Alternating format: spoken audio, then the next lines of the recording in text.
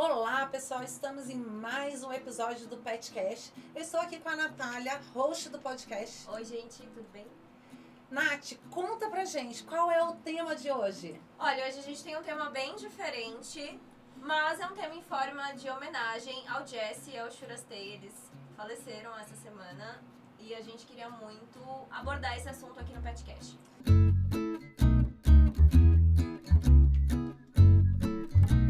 E para falar desse tema com muito carinho, respeito e admiração por toda essa história fantástica, eu tô aqui com a Gina, que é responsável pelo Repete aqui em São Paulo. Gina, seja muito bem-vinda.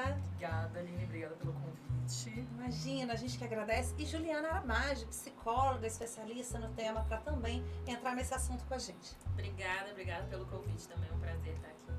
Maravilha! E para falar desse tema que tem impactado tantas pessoas e parado a internet, a gente vai trazer aqui um pouco da história, até para que a gente possa compreender por que isso está acontecendo, né? A história do Jesse e do Churastei é impressionante. O Jesse é um paranaense que também se considera catarinense, que resolveu chutar o balde e jogar todas aquelas premissas que a gente tem de uma vida muito certinha ou da vida correta pro ar e fazer o que ele entendia que era bacana da vida dele. E aí ele decidiu colocar o Golden dele dentro de um Fusca e sair por aí pela estrada. O Golden dele tem um nome fantástico, que é o Churastei, não é mesmo, Nath? Isso, e ele pegou o Churastei em 2016, ele apareceu ali na vida do Jesse. E como o Jesse sempre foi mais sozinho, ele já morava sozinho, o Golden acabou sendo o melhor amigo dele, o companheiro. E eles meteram o pé na estrada junto e foram embora. Eu acho que todo mundo já ouviu e tá ouvindo falar dessa história, não é mesmo, Ju? Sim. Não é mesmo, Gina? Sim, eu acho que muita gente nem conhecia essa dupla e tá apaixonada, encantada, e é um misto de alegria por conhecer uma história tão linda e tristeza por conhecer e perder a continuidade dessa história da noite pro dia. Exatamente. Eu acho que são muitos seguidores que perdem, né, essa história contada diariamente, que acho que muito no fundo, assim, a gente tem vontade de fazer a mesma coisa, né? Que o Jesse fez, sei lá, e falar, caramba, eu não nasci pra ficar pagando boleto, ficar nessa vida ingrata, porque ele relata isso no blog dele, né? Que ele trabalhava todos os dias de 8 às 10 horas num shopping, e aí era só pagar conta, trabalhar, voltar pra casa e trabalhar de novo. E aí, num belo dia de saco cheio, ele pede demissão, vende tudo que ele tinha. E aí o que ele tinha, ele conta com muita assim, humildade e respeito. Olha, era uma TV, era os móveis que eu tinha em casa. E aí ele conseguiu arrecadar a quantia de 10 mil reais e ele queria rodar a América. E aí resolveu ir pro Ushuaia. E aí colocou o Golden dentro do Fusca, que nem tava com a manutenção tão em dia assim, e foi na coragem. E lá a ideia dele era, quando o dinheiro acabar, eu paro onde eu estiver e de lá eu vejo como fazer mais dinheiro para continuar essa minha jornada. Não é fantástico isso? Maravilhoso. O que leva uma pessoa a esse ponto, Ju? Você me fala um pouco, você que conhece um pouco mais a psicologia humana. Bem, que todos nós ficamos cansados quase sempre, né? Já é de conhecimento. É um fato, né? Já é um fato, já é de conhecimento de todos.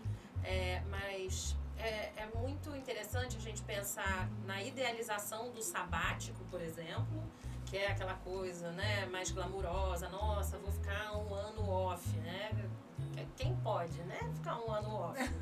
Sonhar é livre. Os boletos continuam chegando. Exato. O interessantíssimo dessa história é que ele viabilizou o ideal, o projeto do sabático com um budget muito reduzido, né?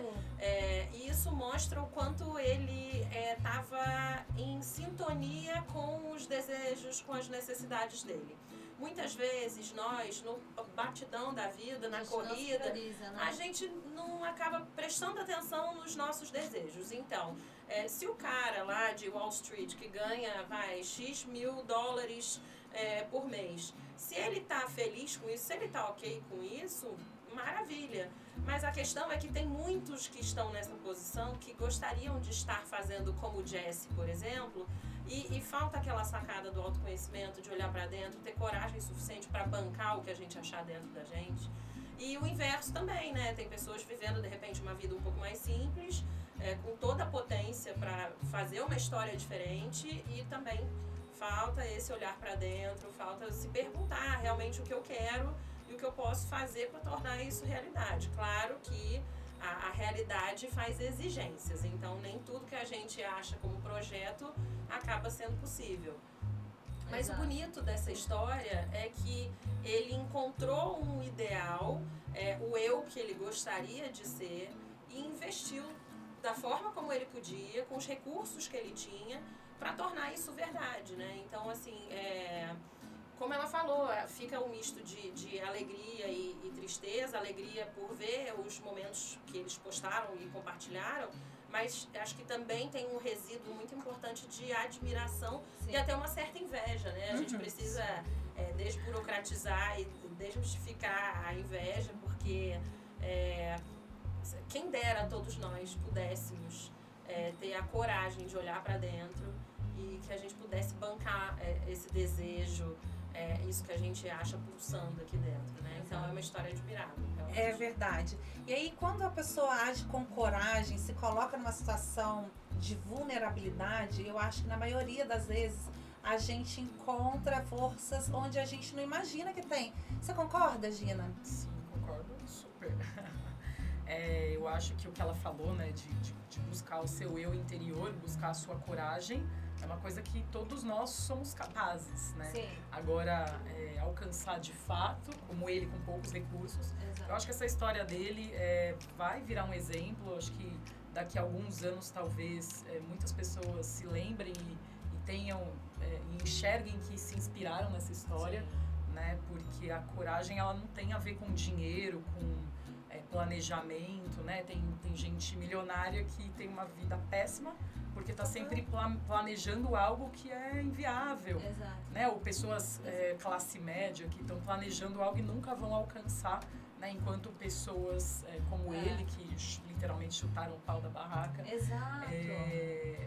conquistam um sonho que é o sonho que uma vez ou outra na nossa cabeça, né, do ser humano sempre vai passar quando adolescente ou no princípio da vida adulta.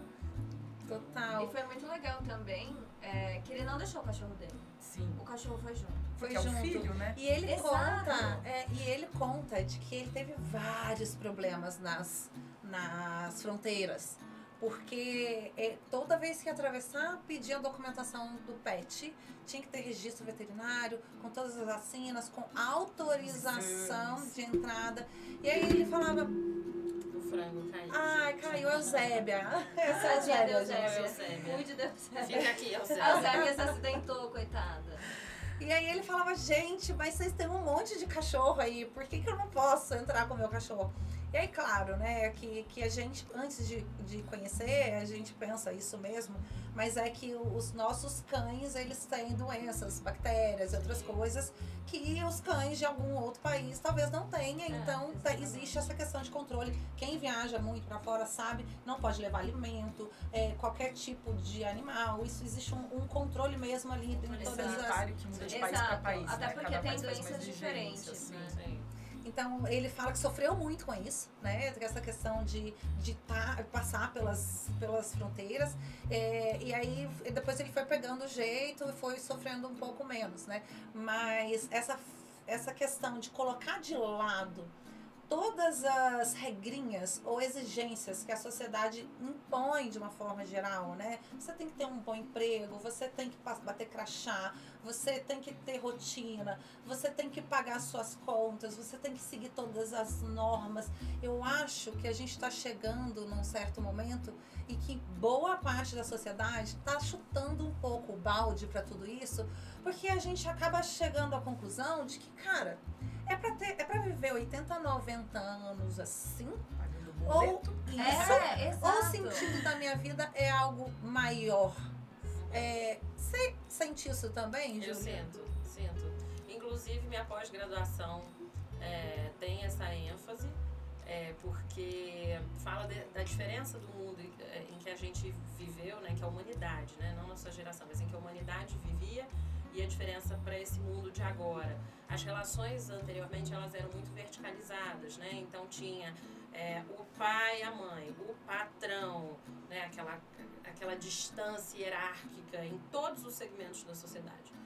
E hoje as relações estão cada vez mais horizontalizadas, né? Então a gente está pedindo diálogo, a gente está pedindo diversidade, inclusão. Então o mundo de hoje não está mais engolindo essa opressão. O que, psicanaliticamente falando, acaba sendo libertador e perigoso, de certa forma, né? Então, veja, é perigoso para o ego porque muitas vezes a gente ainda está orientado por aquela sociedade vertical, né? Então, veja, por mais que você ter um chefe opressor, por exemplo, seja o né, péssimo, mas isso, de certa forma, te tira a responsabilidade da decisão. Você tem um certo tira aquele conforto, desafio, né? Exato. Você tem um certo conforto, por mais que ele seja limitante, né, para nossa personalidade, você tem um certo conforto de não ter que pensar muito, você não tem que questionar muito, você vai lá, o cara manda, você obedece, né? Acabou. E beleza. Então, assim, é mais econômico pro ego cumprir ordens, né? E viver essa vida do pague seus boletos e faça as coisas. Então, assim, isso é mais econômico. E confortável, né? E confortável, até a página 2, né? Mas a questão libertadora disso tudo é que, como hoje a gente já não está engolindo mais essa verticalidade toda, por um lado a gente amplia nossos horizontes, o que é maravilhoso, a gente estimula o diálogo, a gente acaba tornando as personalidades mais responsáveis, porque a gente implica os sujeitos pelas consequências das escolhas deles, então as pessoas acabam tendo que se questionar mais. E isso também gera um benefício adicional, que é a diminuição da repressão. A gente fala muito em psicanálise o quanto a repressão e a opressão são fatores agressores, né? Então, quanto mais a gente se reprime, a gente se segura, mais sintomas a gente vai apresentando. Então, daí vem a ansiedade, vem todas as questões psicossomáticas, etc. Uma sociedade que se reprime menos porque chuta mais o pau da barraca, é claro que não pode virar anarquia, né? Mas na medida do viável e do respeitoso com o outro, se a gente puder ter um pouco mais de liberdade, um pouco mais de arrojo, de ousadia, a gente acaba tendo uma vida menos ansiosa, menos angustiante, né? Então, o que ele fez é louvável, é admirável, justamente porque ele deu um passo que a humanidade ainda está ensaiando, né? A gente está engatinhando e ele correu, né? Exatamente. Então... É como se ele tivesse tirado dele aquele peso de que tenho que ter uma receita recorrente, ou seja, um valor monetário entrando todos os meses da minha conta, uma estabilidade, uma garantia, e ele confiou que ele poderia fluir dentro do que ele acreditava. Ou seja, ele não se contentou em percorrer uma vida ali dos 20 aos 80 anos fazendo aquele mesma trajetória de dia a dia. Claro que cada um tem a sua opção, né? Mas é que a história dele é tão louvável que eu tenho certeza que isso vai virar um filme e a gente vai assistir esse filme no futuro. Ele vai sem ter ideia de que 10 mil reais não daria para nada. Ele chega no Ushuaia e aí lá ele é recebido por uma pessoa que recebe viajantes, aventureiros. Que também é viajante. Que também é viajante, e é impressionante que o universo, eu acredito muito nisso, que ele vai conectando e fazendo com que a gente chegue onde a gente precisa chegar. E aí lá essa pessoa que o recebeu, o anfitrião, virou para ele e falou assim, você conhece várias outras pessoas que também viajam de Fusca e muitas delas vão ao Alasca? E ele não tinha a menor ideia. E aí quando ele faz contato com essa informação e esse viajante fala para ele que é possível, que ele foi, inclusive, né? E o mundo dele se abre. E aí ele fala, caramba, é isso que eu quero fazer. E aí ele começou a descobrir. Quando ele chegou no Ushuaia, ele descobriu que ele tinha 30 mil seguidores. Porque ele saiu do trajeto dele e foi contando, né, de manhã, pessoal, tô passando por isso e tal. com o Fusca, que muitas das vezes dava muito trabalho, tinha que trocar a roda, tinha que trocar rolamento, tinha que descobrir um monte de coisa ali no caminho, parar para dormir em posto de gasolina, ou seja, ele se aventurou de uma certa forma, que eu acho que ele deve ter se sentido extremamente livre ali, e foi encontrando, né? Ele não tinha certeza de nada. Muitas vezes a gente espera ter certeza de muita coisa para dar um passo, e às vezes é só seguir, né? Acreditar um pouco nessa fluidez do universo. Você acredita nisso também, Gina? Super acredito. Que é o que eu comentei aquela hora, né? Se a gente for ficar estagnado, esperando o futuro, a gente não vive o presente, né? Exato. Acho que se você se apegar ao passado ou ao futuro, esperando chegar em algum lugar, você não para de trabalhar, vende tudo que você tem e compra um Fusca. Total, total. E aí a gente não se contentar com isso e buscar algo diferente. Claro que cada um dentro dos seus sonhos, das suas realidades, né? E ultrapassar essas barreiras, tá muito comum hoje, crenças limitantes, né? Que a sociedade tem, que você fala, putz, eu não tenho dinheiro, mas o que é dinheiro para você? Porque para ele 10 mil reais era o suficiente para rodar a América Latina inteira. E foi, né? Ele fez isso, ele construiu de alguma forma isso. E foi, depois de lá, não contente, foi em direção ao Alasca. Não, e o que eu tem até um meme na internet que é um passarinho dentro de uma gaiola, assim, e ele fica olhando os outros passarinhos voando e eles invejam aquela coisa que você falou que nem sempre a inveja é uma coisa ruim. E eu acho que todo mundo, quando olhou a história do Jesse, eu acho que foi aquele passarinho dentro da gaiola também, super, sabe? Eu acho que super se sentiu assim, olha como ele vive. Já ter se enxergado, né? Um dia eu já sonhei de fazer uma loucura. Assim, e eles não voaram agora só depois que eles acabaram partindo para outro plano. Eles sempre voaram. E eles voaram em vida também, porque eles foram para todos os lugares que eles queriam. E juntos, é muito lindo isso, né? Essa amizade. Juntos e genuíno, porque quem acompanhava diariamente, né, o perfil dele, tem vários famosos, né? O André Marques, por exemplo, que é um que ama cachorros, acompanhava e falava, vamos bater um papo e tal.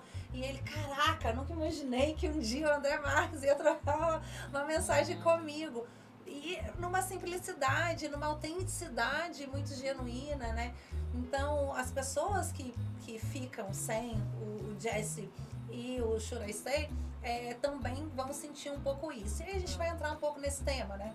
Uma história maravilhosa, mas que acabou de uma forma trágica, né? O Jesse caminhando para o Alasca, pegando uma das estradas, ele resolveu fazer ali talvez uma ação um pouco não pensada. E aí eu acho que isso também é algo que a gente pode debater, pegou a via da contramão, foi ultrapassar para conseguir chegar mais rápido, ou porque estava cansado ali num engarrafamento muito denso e acabou chocando de frente com outro veículo e, enfim, chegamos aí na morte, né, dos dois. O que é muito triste, causa uma comoção que muitas pessoas perguntam, caramba, se fosse um brasileiro normal, todo mundo ia dar essa atenção toda se não tivesse o cachorro, mas não é por isso. Não é por isso. É pelo que eles representam, né? É muito maior. Essa amizade, né? É uma amizade ali criada muito genuína com um cachorro que o acompanha durante toda essa trajetória e de repente o sonho acaba. E aí, o que acontece, Ju, quando esse sonho acaba? Eu acho que pra eles, não tenho ideia do que acontece pro Jesse e pro Should I Stay, estão em outro plano, mas pra quem fica, acho que é o mais doloroso, né? Sim, E é necessário falar sobre morte, né? É um assunto espinhoso, muito desconfortável. As pessoas, assim, evitam falar, por exemplo, vou fazer um seguro de vida. Aí vai falar, olha, então a cobertura em caso de morte, não, nossa, não, Deus me livre. Mas... Só que a única certeza da vida é a morte. Pois é. Então, é necessário falar sobre esse tema e olhar nos olhos dele, né? Porque o luto, ele é importantíssimo para a nossa personalidade, para o nosso eu. É muito prejudicial ficar tampando o luto com outras questões. Deixar de falar, né? Deixar de falar e deixar de sentir também, Sim, né? Porque tem pessoas que perdem alguém querido ou algo querido também. O luto não é só dirigido a pessoas, né? A gente está aqui falando de pet, mas tem luto pela perda de um imóvel, de uma casa que era da família, de um emprego, exatamente. Uma separação, né? Um namoro. Então, assim, a pessoa de repente está em vida, mas você está enlutado, né? Então, assim, viver o luto é muito importante, porque é como se fosse uma digestão. Então, veja, quem nunca, né, comeu aquele negócio que você fala, nossa, não desceu bem, né?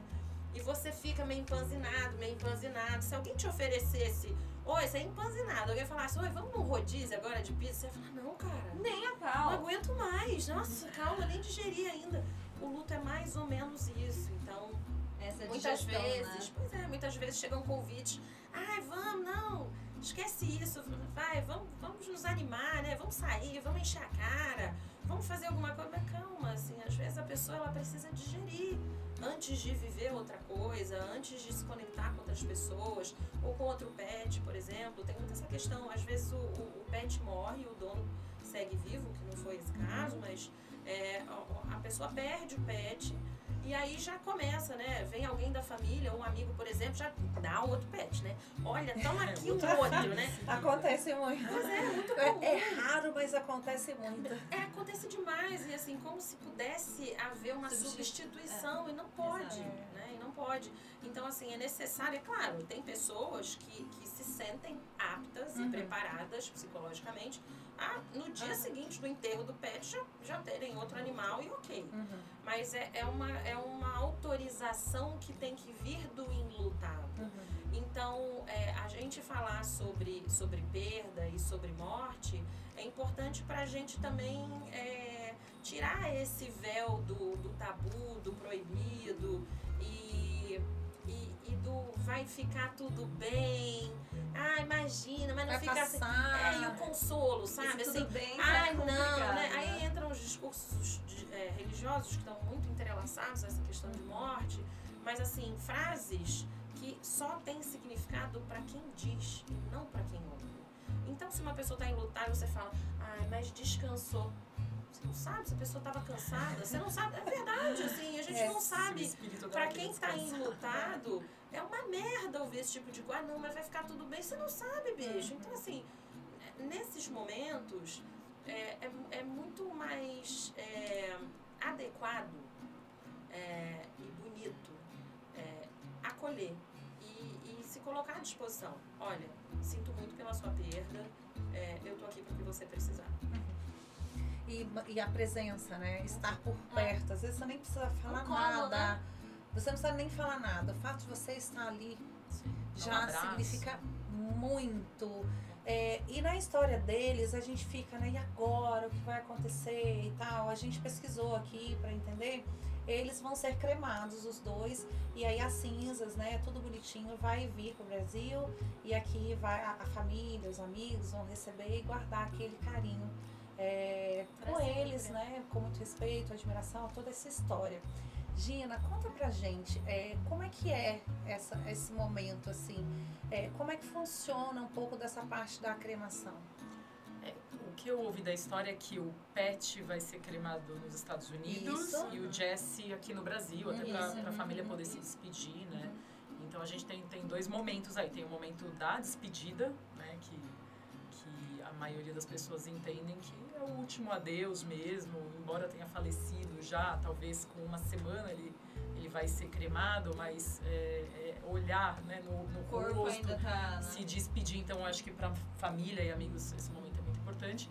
E o segundo momento é o da cremação, né, que a gente entende que hoje é o processo mais correto por ser o que menos agride a natureza e por ser o único processo que você tem algum tipo de lembrança. A gente sabe que muitas pessoas não se apegam às cinzas, mas a gente sabe que muitas pessoas guardam ali as cinzas de um parente, a cinza do pet. Então, a cremação, para eles, vai ser muito bem-vinda, né?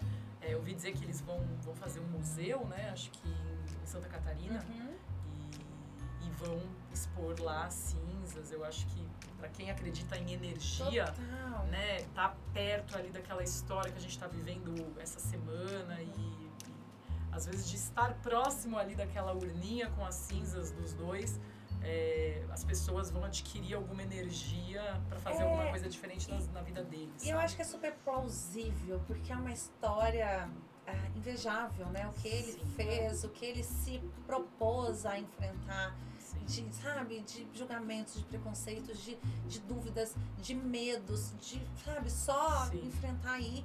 Então eu acho que também passa a ser uma referência. E essa questão do enterro, que é um pouco muito tradicional aqui no Brasil, eu acho muito fúnebre.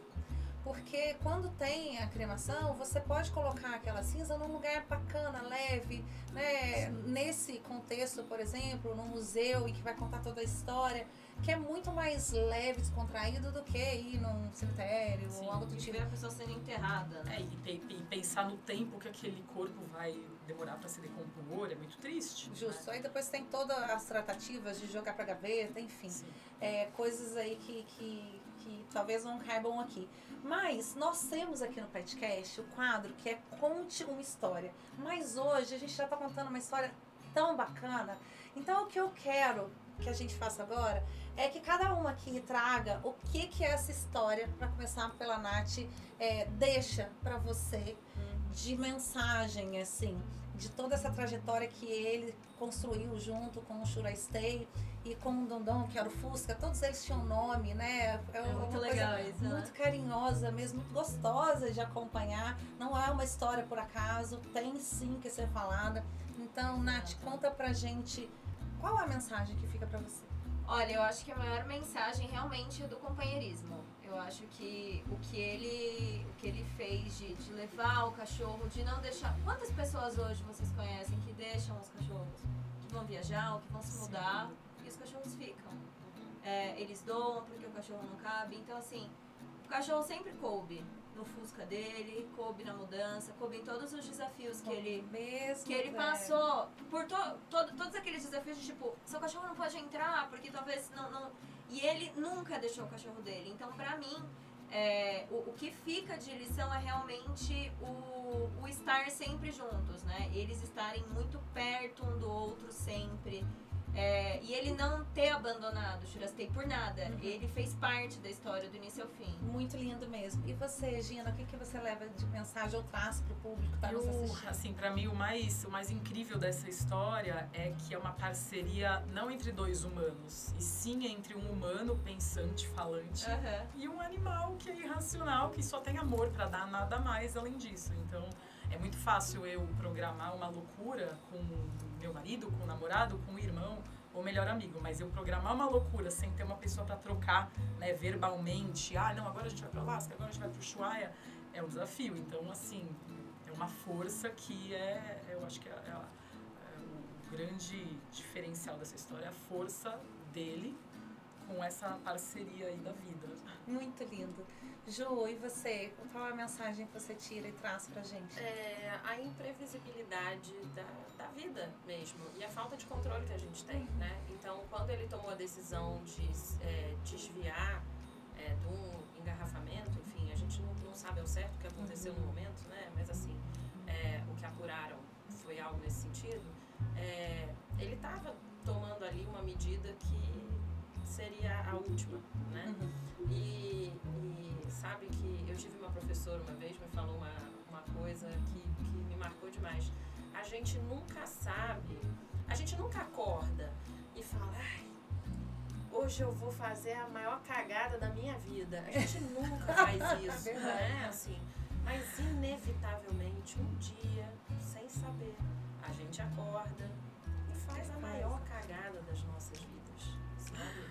E toma atitudes e decisões que acabam tendo consequências drásticas, né? Então, e o quanto a gente não está no controle mesmo. Então, ele jamais imaginaria que fugindo daquele engarrafamento, naquela situação, ele estaria se colocando em risco, porque talvez não o fizesse, né? Então, fica um ponto de reflexão sobre a falta desse controle absoluto. A gente tem uma fantasia de onipotência, né?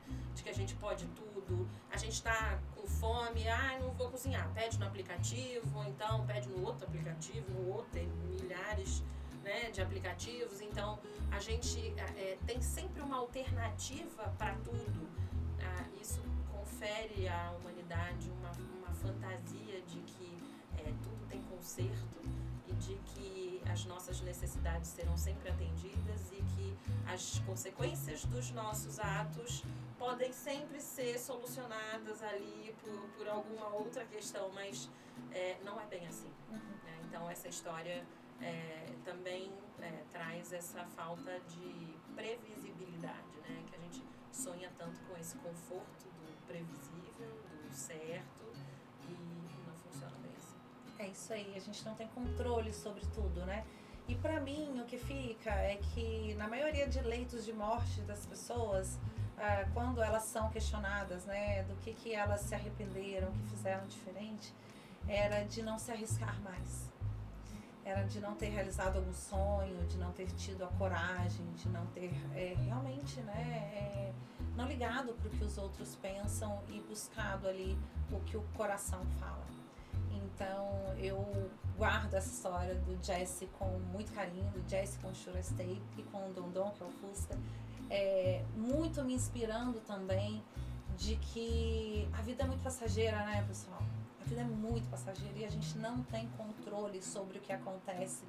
Então, vamos sim ser responsável, buscar o que a gente entende que é importante, ter respeito pelo outro, mas vamos alimentar os nossos sonhos também e vivê-los, porque a gente está aqui para isso, né? Não é para pagar conta, não é para ter uma rotina sofrida, não é para viver na infelicidade, na ansiedade, na tristeza.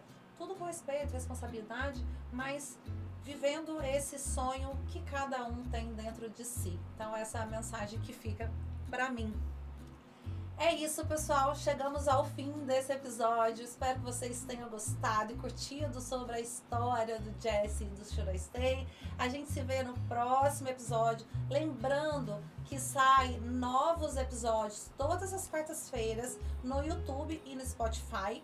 E antes de finalizar, eu gostaria que a Gina e que a Ju trouxessem aqui onde que as pessoas encontram vocês, caso elas queiram falar com vocês. Por favor, Gina. A Hip Pet Crematório é uma empresa 24 horas, então vocês podem nos encontrar no nosso site, hippepet.com.br, ou no nosso Instagram, Hip Pet Crematório. E lá tem os telefones de todas as unidades, que são 6, e em todo o estado de São Paulo e região sul fluminense. Muito bom. Ju, onde as pessoas te encontram? Então, o meu Insta é Juliana Arabage, tudo junto. TikTok é Psicosincerona. E o site é julianaarabage.com.br. Aí lá tem os telefones da clínica e da secretária. Maravilha! Então acompanhem nossos episódios aqui. Todas as quartas-feiras. E não se esqueça de se inscrever, ativar o sininho e contar pra gente o que vocês tiraram de lição dessa história. Muito bom, até mais, pessoal! Tchau, tchau! Até.